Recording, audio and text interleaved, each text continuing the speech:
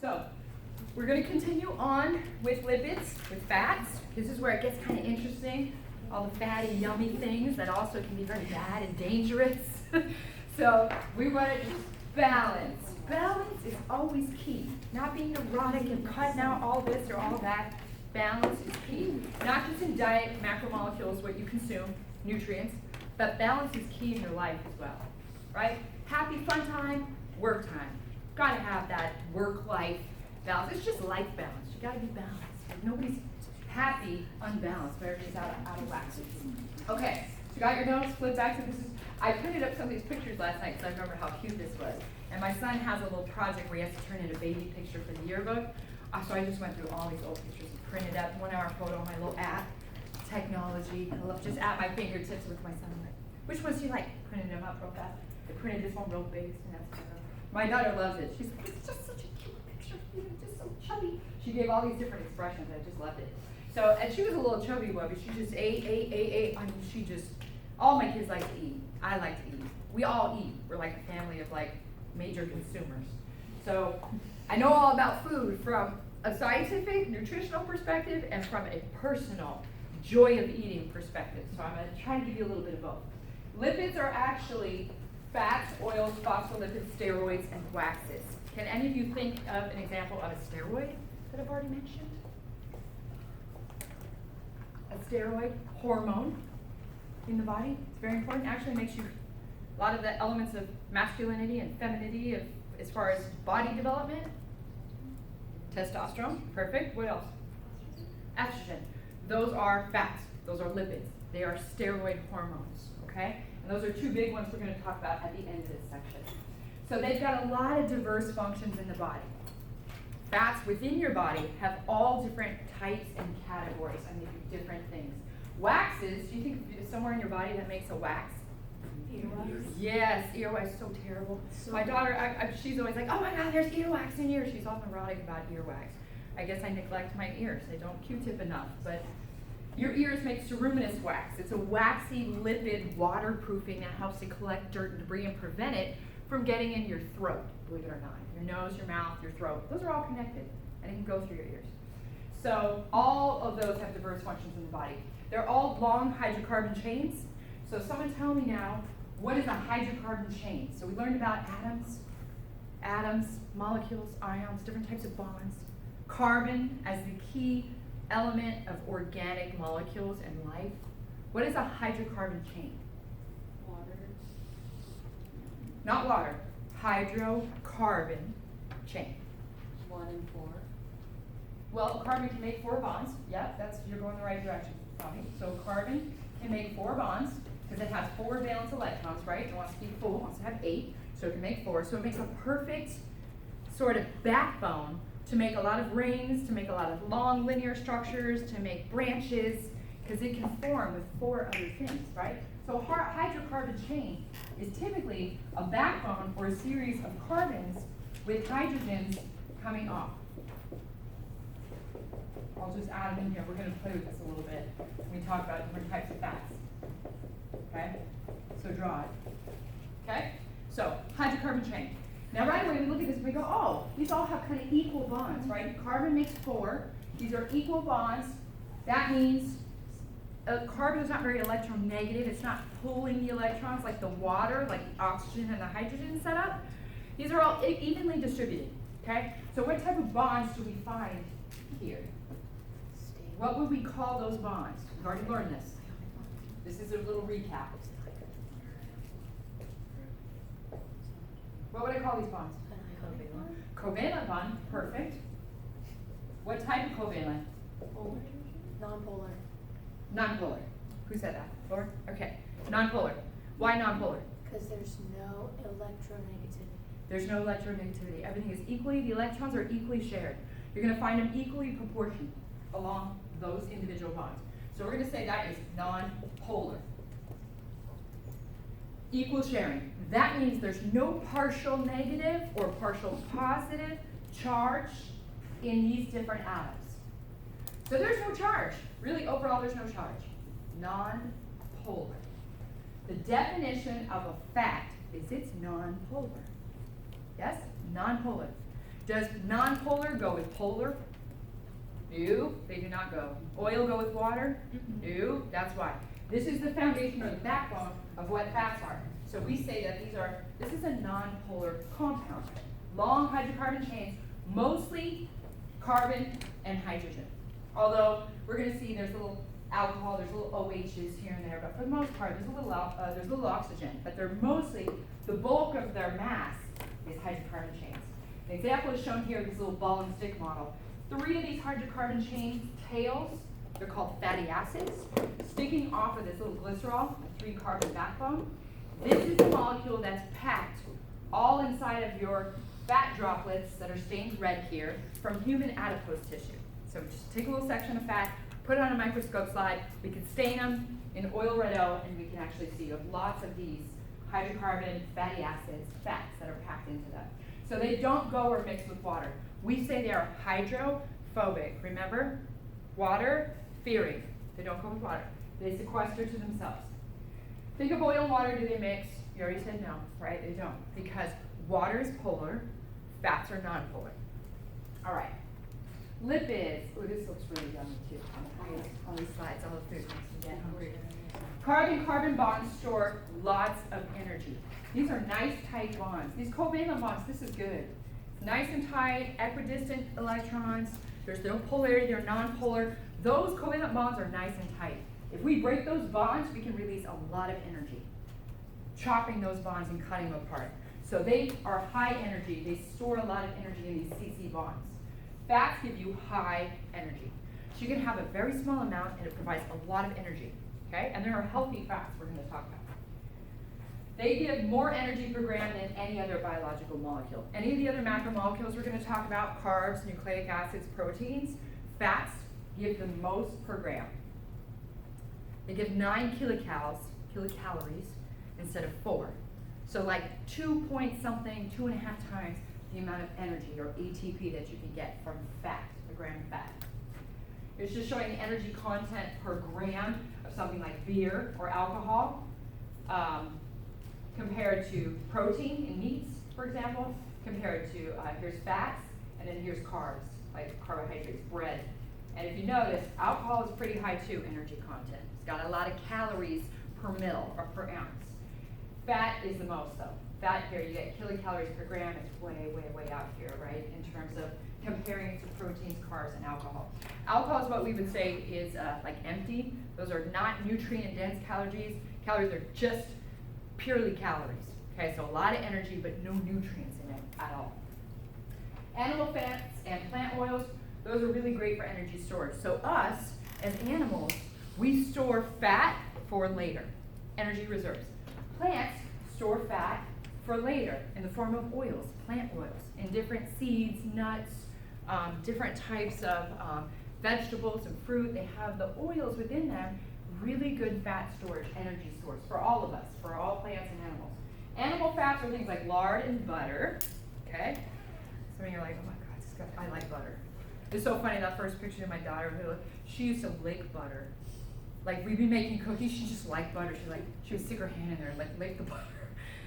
We're like, no, don't just eat straight butter. Wait till it's the cookie dough, then we can eat the cookie dough.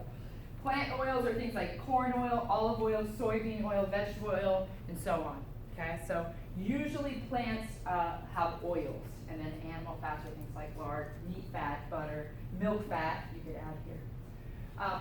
Fats are stored in the body, so they're a great fuel storage and reserve, so you can metabolize them. Whenever I say metabolize them, really that means break it down. Okay, you can break them down very readily when they're needed. So your fat sources, which is all underneath your skin, lining around your organs, cushioning and protecting your organs, in your viscera, around your guts, around your heart, behind your eyeballs, around your kidneys, and the subdermal layer all throughout your entire body, just right underneath your skin. We call it the subcutaneous layer. It's basically just fat. And that's all really important, so you can use it when needed. This is one of my research students right here, Emery. She did this real pretty image. These are adipose cells with fat droplets in them, and they look like little cranberries. They stay together perfect like little berries. Those are the fat droplets that are packed with fat, triglycerides within them. And we put on this little oil red O, and it only stains triglycerides, fat droplets inside of fat. The cool story behind this is that we took stem cells, we turned stem cells into fat, and they actually became functional and started making fat and storing fat. So we created it right in the dish, right here at St. Mary's. It's pretty cool. Anyways, that was one of the, if you can see it real big, it's a beautiful, beautiful image. So we store the fat in adipose cells throughout the body. Helps with insulation, body temperature regulation, okay? So you have a little layer. We're not, compared to other mammals, we don't have a lot of subcutaneous fat. There's other mammals that are exposed to cold, like marine mammals, whales, seals, dolphins, right? They have a lot of blubber. They have a thick layer of subcutaneous adipose tissue. We don't have that. We're pretty smart. We're kind of limber. We can make clothes. We can use tools, to cover up. We can make houses.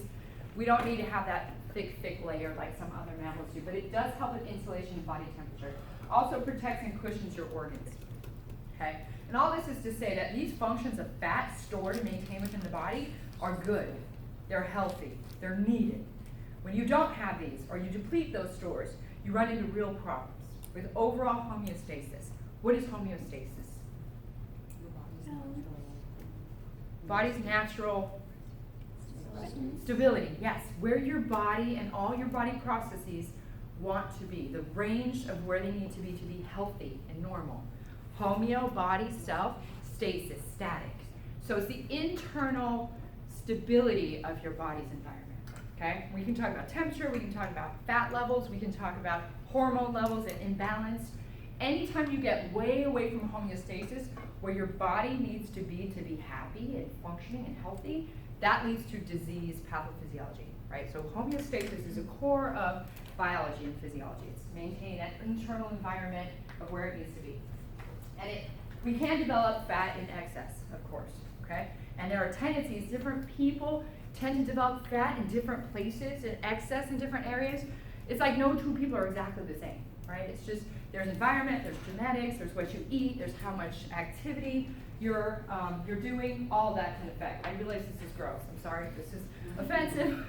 I just thought it was hilarious because beer, alcohol, it has a high energy content. I'm not anti-beer, I'm not any of those things in moderation. Moderation balance is usually key. But a lot of alcohol will actually lead to excess adiposity or buildup of fat, especially around the abdominal and visceral section, okay? And you'll see this especially as people get older. They tend to develop more of this, and men, especially if they drink a lot, what do we call it? Beer belly. Beer belly. Okay, so we all know. This is the thing. I'm not making this up, right? It has a tendency of accumulating there. Now, we talked about in lab yesterday, what is the risk of having a lot of visceral or abdominal adiposity or fat deposition? Heart disease, Simone, good. What else? High cholesterol, high blood pressure, hypertension, yes, that's right. Diabetes, that's a big one. Big one. Diabetic, you become, because the fat in that area gets more resistant to insulin. Insulin is what allows your cells to take up glucose and metabolize sugar and use it the right way. It gets desensitized. So your fat and carb breakdown and metabolism gets out of whack, even more if you have more abdominal fat. So we'll talk a little bit more about that in body composition and nutrition, which is the next set. Okay, is there any questions about that? Make sense? Okay, cool. So how your body breaks down fats. So we consume a certain number of fats. We take in protein, fats, and carbs. If you're eating a balanced diet, kind of in equal proportions, although proteins and carbs should be higher amounts than fats in general. It's sort of like, I would say, and there's a lot of nutritionists and dietitians and foodie people and people online and all over the place that have all their different ideas about what percentage of protein versus carbs versus fats, and it's kind of all over the place. But kind of general rule of thumb, which is kind of a healthy, balanced diet, nutrition, is like 40% carbs, about 40% proteins, and about 20 to 30% fats. So it's roughly divided into thirds, with fats a little more sparing, because we know a lot of the diseases that are associated with them, okay? So I think biologically speaking, that's kind of but there is no magic number. And so I always end up in sort of debates with different people. Oh, it's the best way to do this, and this is why. Well, the science doesn't really show that. So we're gonna kind of go through, based on biology, how that sort of works. Your body breaks down fats. The only way you can really break down fats is you need key parts in your body to help this process. Bile is made by your liver, okay? And the liver is kind of right up under here, right side. liver, and it has a gallbladder that's right underneath it, tucked inside, and then ducts that it shares with the liver, and then a common duct. This is the common bile duct. This is tiny, I'm sorry. You give it a second. Come back. There we go. Okay. I'm going to use red. There's a common bile duct that connects from liver to gallbladder, goes right through, it goes, and it dumps right here. That is, this little coil right here, right at the top, is the small intestine. Have you guys learned about the small intestine? Yes. Like, what does it do? What's the small intestine do? It's the coil that starts right there, right? The stomach's right behind, right over here. Stomach, and it goes small intestine. And then it coils around. What does the small intestine do? Doesn't that like break down waste? It breaks down, all your food goes from stomach to small intestine, bless you, and it's getting broken down smaller and smaller and smaller, and then enzymatically gets broken down further into the micro subunits or the monomers, and then those cells of the small intestine start absorbing those nutrients. Okay, so write down, absorption of nutrients. That is all happening along your small intestine. So, what your bile does, the bile is made in the liver, all the hepatocytes of the liver are pumping out lots of bile, which is bile salt.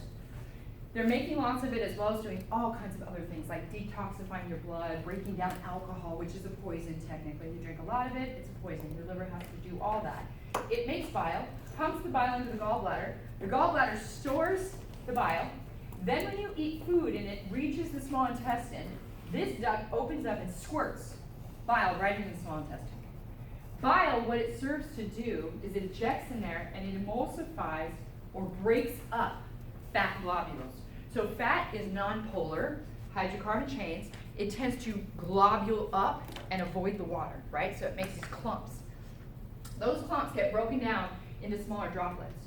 So you have a fat globule, you have little bile salts that help to sort of break up the globule into smaller droplets, little fat droplets. So you've got these distinct little bile molecules that really get in there and break up, and stay bound to it. So if you have smaller droplets, now your enzymes that are in your small intestine getting secreted into the lumen, the empty space in there where all the food is, now it can break them down and really start to break the macromolecules down into smaller pieces so that you can absorb them and get them into your bloodstream. Okay, so then they're enzymatically broken down and absorbed right in your gut, aka your small intestine. Okay, so that's a little bit of how your body is breaking it down, where it's actually happening. Okay, right in the beginning of the small intestine. Yes. This might be a dumb question. That's This okay. is like not body fat. This is like if I eat an avocado. This is, yes, this is Okay. food consumption of Okay. fat. So if you eat olive oil, avocado, meat Okay. fats, milk, butter, all that stuff, this is how the fat is being broken down in your body. Okay, good question. And then once it's in your blood, it goes through all kinds of other things, right? We use that fat to build different things. We break it down, we store it in adipose cells, we burn it for immediate energy. So it's used in a whole variety of different ways. This is just how we break it down. Okay, now we gotta get into the little bit of the chemistry of it. So this is why we gotta learn about polar, non-polar, different types of bonds. Because one thing, and I was talking to a couple of you guys the other day, when people are claim to be experts with diet, nutrition, all these different things, if they don't know the basic chemistry of the molecules, or they really don't know how they're constructed together and how the body breaks them down and uses them, that bothers me. That bothers me. I'm not a nutritionist. I don't claim to be. I'm not a diet expert. I just know the body. I know the physiology and the biology of the body. You have to understand some chemistry to make sense of how these nutrients are used, how they're burned, and how they're stored in your body. So a fatty acid is just a hydrocarbon chain like I do right here, okay? So really how fats in your body, the most common way that you store fats that you've taken in the diet, and you store and you hold on for later because they're such a good high energy fuel reserve. They're good for a rainy day. That's not a good expression, but you know, they're good when you need fuel and you're not getting enough fuel. You can start using the fats, okay? So fatty acids, if you have 3 of them, they can bond to an alcohol known as glycerol, okay? And we consume these, and these are created in your body, so we've got access to these subunits that we can put together. Your body likes to build fatty acids into triglycerides. Very simply, a triglyceride is a 3-carbon glycerol, so it has 3 carbons bonded to an OH, OH, OH, OH. It's very simple. It's a little alcohol. It's like a mini little alcohol. Now you have a fatty acid chain, which also has an OH and a double bonded oxygen. That's the end that I didn't draw right here. So let's add. Typically, these will, on the end, if we just draw that terminal carbon, we'll have a double bonded oxygen and an OH. So there's a little bit of acid right here. There's an H. It can give this H away and actually make a solution more acidic. So technically, that's why we call this a fatty acid. Yes? Okay. So it can contribute to that. But the way your body packages these, and animals and plants, they build these together, and we like to store them as triglycerides. You've heard of triglycerides, right? Tri-3, right? Fats. So these are 3 fatty acids put together to a glycerol. So it actually bonds them up right here with the oxygen as the connector, which in chemistry we call an ester. You don't have to know that's an ester bond. But this is how they're linked. Okay, so now we have a full-fledged fat. We have a full-fledged triglyceride, or commonly called just fat, the way your body stores fat. Okay. Make sense? Okay. So in here, these are all different lengths. They're all different. Basically, they're just hydrocarbon fatty acids. Now, just to remind you, if you notice on here, I have highlighted in blue. Do you see this? OH and that H. If those are close together and we have the right enzymes to build this, what can I get from that? What comes off? H2O, water. What is the reaction where you build a bigger molecule, and in doing so you pull off the water and now they're bonded together? Dehydration reaction, or dehydration synthesis, okay? So dehydration synthesis here, and then here, and then here, all of these locations, now they bond together in a covalent bond, and now you have a nice high energy stored triglyceride. Yes? Okay. 3 fatty acid tails per glycerol, voila, a triglyceride. Triglyceride is made. All right. So, saturated fats have all the hydrogen bonds on the carbons. Hydrogen, hydrogen, hydrogen, hydrogen, all the way around. We call that fat saturated. Okay, this is where it starts to apply to real life now. Now you're gonna be like, oh, okay, that's what that means. This is why, this makes sense. This is why I make you learn chemistry.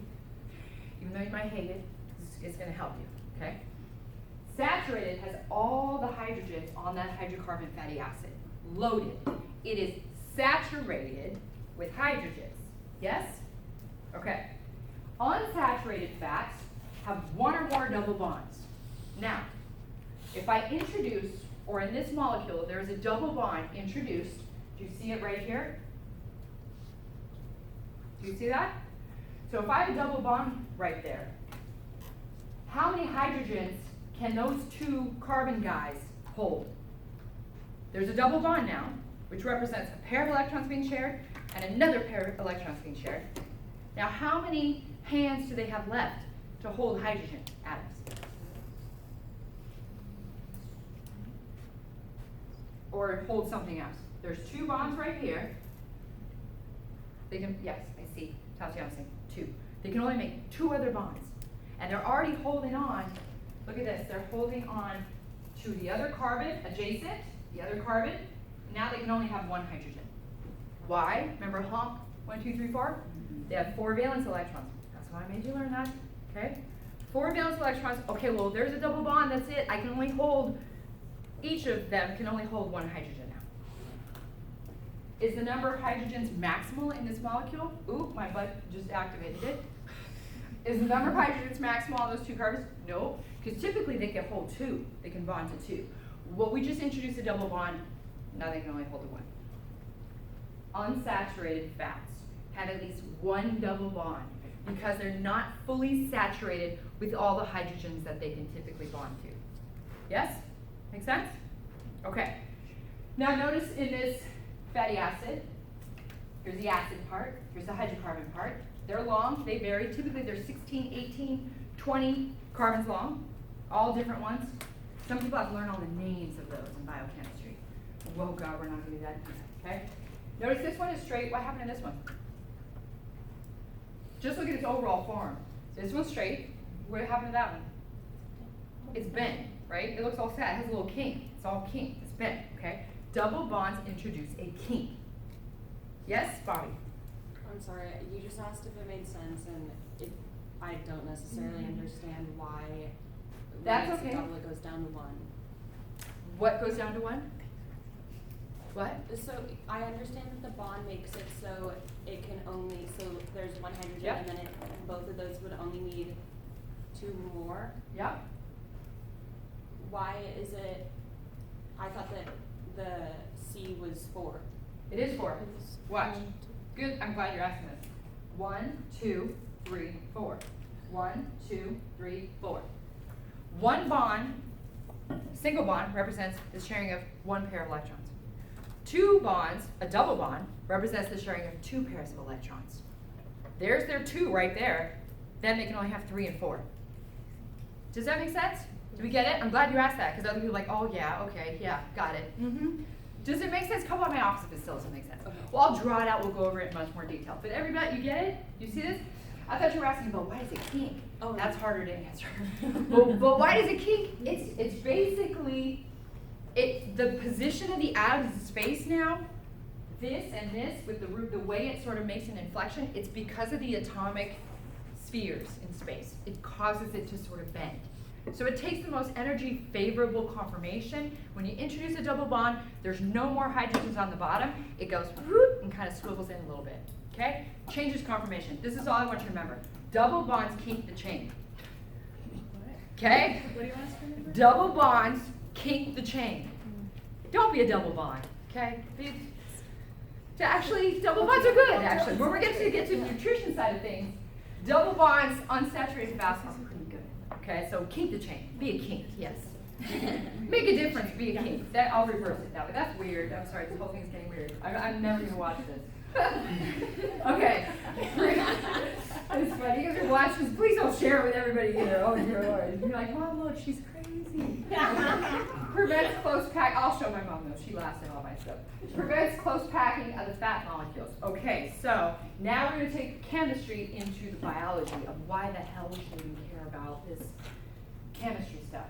If you had a kink in the chain, okay, and there's lots of these chains all floating around, you got a lot of them, big globule, okay? You have a lot of them, you got a kink in the chain. Now, can I get those guys close together? Can I like stack them? Can I pack them real tight? I cannot pack them real tight, right? There's a kink. They're only gonna fit so well, right? So I got boom, boom, and then I got one like this. Then I got boom, boom, these are fatty acids, and one like this. And then they're in different directions, and I got one like this. And then I got one like this, right? I cannot get those things to line up. That's horrible. But you see what I'm saying? You can't stack them. You can't stack them. There's a kink. Okay. Can't stack is not solid, is therefore fluid. Has fluidity. In solution, with all these molecules together, the kink, or the unsaturated fats, unsaturated fatty acids, prevent close stacking. So it's more fluidity. Okay? These are oils. Oils are good in general. High energy though, remember. So you don't want to just like drink olive oil. It's good though, I do like olive oil. I use olive oil and coconut oil on everything. In everything, all over the place. Okay? They're good. Does that make sense? If you get that difference between saturated and unsaturated, you're good. Yes? Okay. Now, saturated versus, let's get rid of my chicken scratch, unsaturated for the most part. That's salmon, that's avocado, that's seeds, sunflower seeds, olives, nuts, olive oil, meat, butter, right? Those are the 2 sort of different categories. Saturated fats mostly from animal sources, butter, lard, milk fat, meat fat. Coconut, believe it or not, coconut chocolate oils have more of a composition of saturated fats. They have more of the saturated fatty acids in them. I don't eat a lot of coconut oil, but believe it or not, I put coconut oil on skin and hair and all that stuff. So good. Very, very good. Now, I don't eat it, really. And I don't cook a whole lot with it. But I cook a whole lot with olive oil. That's really good. Unsaturated fats come mostly from plant sources. Oils like olive oil, vegetable oil, canola oils, nuts, avocados, fish, seafood, blah, blah, blah. Omega-3 unsaturated fatty acids that you find specifically in certain fish and seafood are really good. Those are healthy. Omega-3, it refers to the position of the double bond at the 3 position. Omega-3 fatty acids, they're unsaturated and they're healthy fats. You find them in fish and seafood like salmon, mackerel, some of these bigger fish, sushi, all kinds of different fish, eels. you'll find the omega-3. And you guys have heard of omega-3s, right? Yeah. But you probably didn't know what their structure was or what they look like, right? Okay, well now, they're unsaturated fatty acids, healthy fats. And there's a few different versions of them. There's like 3 different omega-3s. But they're really good, they're healthy. They actually, research shows that they actually lower cholesterol. Just consume. So it's not like, don't eat fats and don't eat cholesterol fats. You know, it contributes to cholesterol. Well, actually, if you eat some of the types, the unsaturated omega-3 fatty acids, it has inverse relationships and lowers cholesterol, which is good, which is healthy. It lowers the bad cholesterol. We'll get to that in a minute. I want to go over, was there a question about that? Yes, Alex? So do all saturated fats have omega-3 in them? No. Nope. Big classes, saturated fats or fatty acids, unsaturated fats or fatty acids. A whole bunch of different kinds. Omega-3s is just one particular little group. There's about 3 that convert back and forth, but they have a double bond at the 3rd position. They're very specific, and this is why I say salmon, mackerel, seafood, certain shellfish have it. The other things do not have it. So the recommended dietary allowance recommendations from the guidelines and the FDA and all that stuff, and the American Heart Association, recommend increasing having at least a couple times a week seafood, fish. I know, people are like, oh, I don't like fish. My daughter doesn't like seafood. She hates fish. She hates it. And I mean, so yeah, if you don't like salmon, you don't like seafood, you don't like fish, you don't like any of those things. Is it in shrimp? What? Is it in shrimp? In shrimp, yes, a little bit. Yeah, the highest quantities are in salmon. So if you hate salmon, you hate it. Sorry. All right, we gotta keep going. Gotta move. What related to this? Just related to the oils, Okay. like you're saying the saturated fats, the tropical oils and the coconut oil, and the unsaturated is the vegetable oil, canola Yep. oil. What's the difference between those oils and the oils in the saturated and the oils in The ones- unsaturated? The ones like coconut oil, the way that plant tissue packages and makes those fats, they happen to be saturated. They don't have double bonds. They've got all the hydrogens on them. So they just happen to be that they're a little bit more like the animal fats. Okay. Yes? That's why they're good for skin and all that stuff. Very lubricating and moisturizing, and you can put it in everything. Shampoo, your hair, everything. We do the coconut treatment, my whole family, all the kids. We like lather coconut in all our hair, like put it up, like, or we're like greasy mongrels for like 24 hours. Oh, it's lovely. I recommend it. It's good. You get oil everywhere, but it's super fun. Okay, does that make sense? It's just a different kind, saturated, unsaturated, no double bonds, double bonds. So if we look at them, saturation determines the stacking. So the double bonds keeps the chain, right? Okay, so double bond keeps the chain. Boop, just goes down a little bit. Okay, and if there's no double bond, it stays nice and linear. Boom, boom, boom. Something like butter or lard, animal fats. You can stack them. This means at room temperature, are they going to be liquid or solid? Solid. If that molecule is flat and linear and can be stacked, I can get more per square volume. Yes?